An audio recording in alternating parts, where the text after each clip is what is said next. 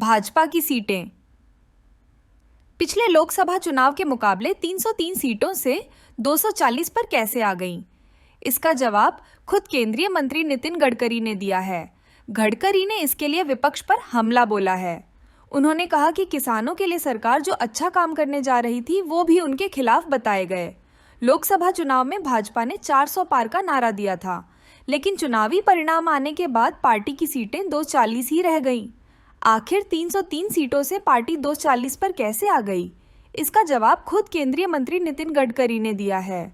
BJP की लोकसभा चुनाव में सीटें घटने के पीछे गडकरी ने सबसे बड़ा कारण विपक्ष द्वारा मतदाताओं को भ्रमित करना बताया।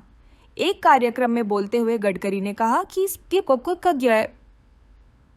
कि विपक्ष ने जो भ्रमित करने वाला अभियान चलाया था उसमें लोग फंस गए।